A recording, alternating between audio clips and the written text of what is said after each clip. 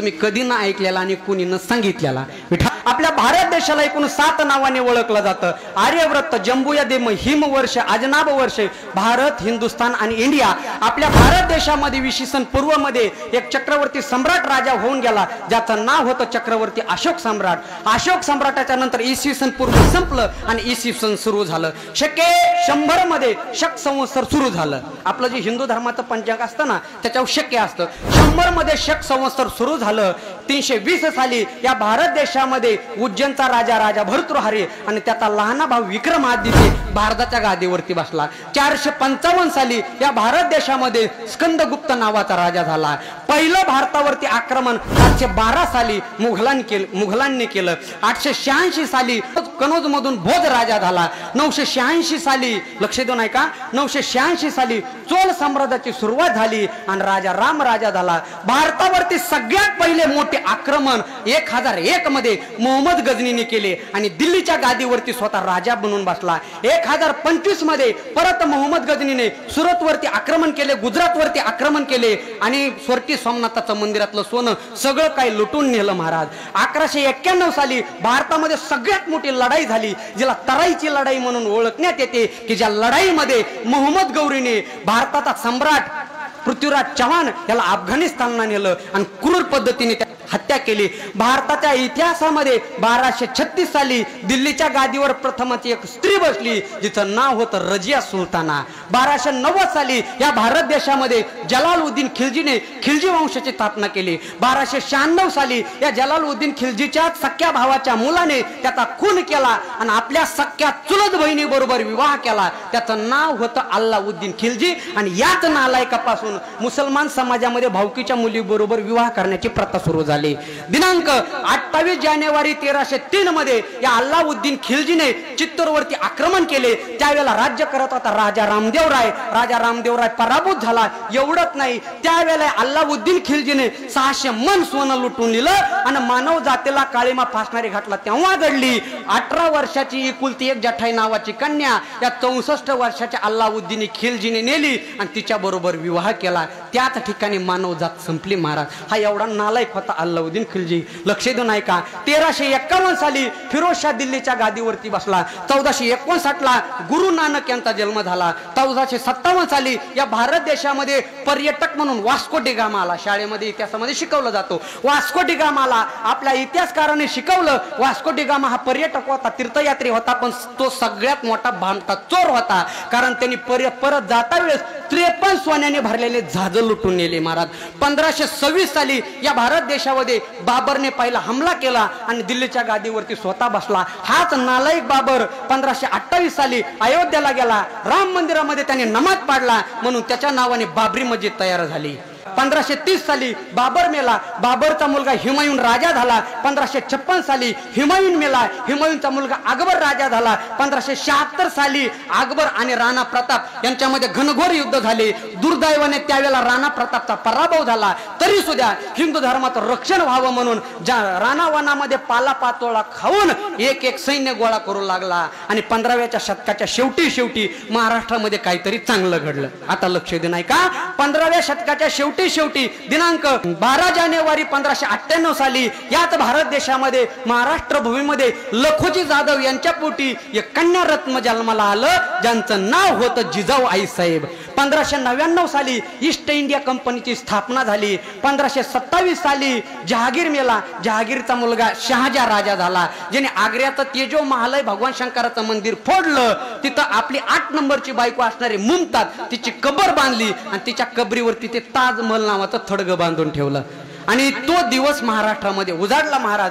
दिनांक 19 फेब्रुवारी 1630 साली याच महाराष्ट्राच्या भूमीमध्ये पुणे जिल्ह्यामध्ये शिवनेरी किल्ल्यावरती हिंदू हृदय संस्थापक स्वराज्य संस्थापक छत्रपती शिवाजी महाराज यांचा जन्म झाला। दिनांक 19 फेब्रुवारी 1630 साली 1630 ला छत्रपती शिवाजी महाराजांचा जन्म झाला। वयाच्या अवघ्या 15-16व्या वर्षी म्हणजे 1646 साली छत्रपती शिवाजी महाराजांनी पहिला किल्ला जिंकला, ज्याचं नाव आहे तोरणा किल्ला।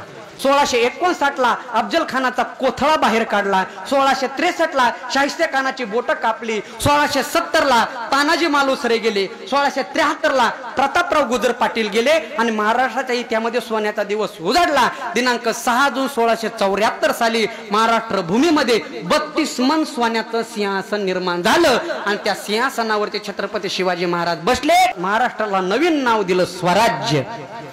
1680 साली छत्रपती शिवाजी महाराज गेले, संभाजीराजे त्यांच्या गादीवरती बसले. 1689 साली संभाजीराजे गेले आणि सगळी महाराष्ट्राची सत्ता पेशवाईकडे आली. 1705 साली इंग्रज भारतामध्ये व्यापार करण्यासाठी आले. दिनांक 20 फेब्रुवारी 1707 साली औरंगाबाद या ठिकाणी औरंगजेब मेला. 1700 ते 1800 या 100 वर्षामध्ये इंग्रजांनी व्यापाराच्या दृष्टीने आपल्या भारत देशावरती कब्जा केला आणि स्वतःची सत्ता स्थापन केली. आता लक्ष देऊ नये का, 1827 साली स्वातंत्र्याचा पहिला उठाव झाला. 1882 साली वंदे मातरम गीत आलं. 1886 साली काँग्रेसची स्थापना झाली.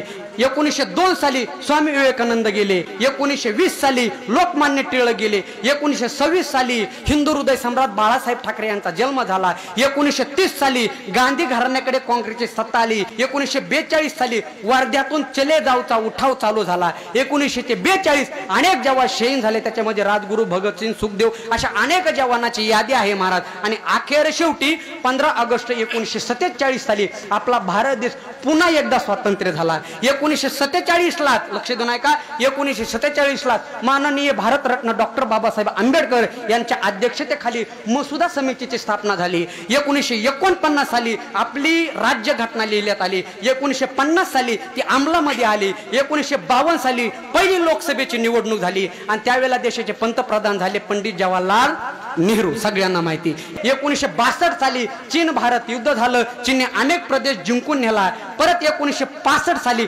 पाकिस्तान भारत युद्ध झालं, पण त्यावेळेला पाकिस्तानचा पूर्णपणे पराभव झाला, कारण त्यावेळेला या भारत देशाचा पंतप्रधान एक धोत्रावाला होता, ज्याचं नाव होतं लाल बहादूर शास्त्री. 1966 साली लाल बहादूर शास्त्री गेले. हिंदू हृदय सम्राट बाळासाहेब ठाकरे, धर्मवीर आनंद दिघे आणि दादासाहेब कोंटे या सगळ्याच्या एकत्रित करण्याने शिवसेनेची स्थापना 1966 साली झाली. लक्ष देऊ नये का, 1972 ला सगळ्यात मोठा दुष्काळ पडला आणि 1972 साली महाराष्ट्र भूषण इंदुरीकर महाराजाचा जन्म झाला. 1976 साली बॉलिवूडचा सगळ्यात मोठा चित्रपट शोले हा रिलीज झाला.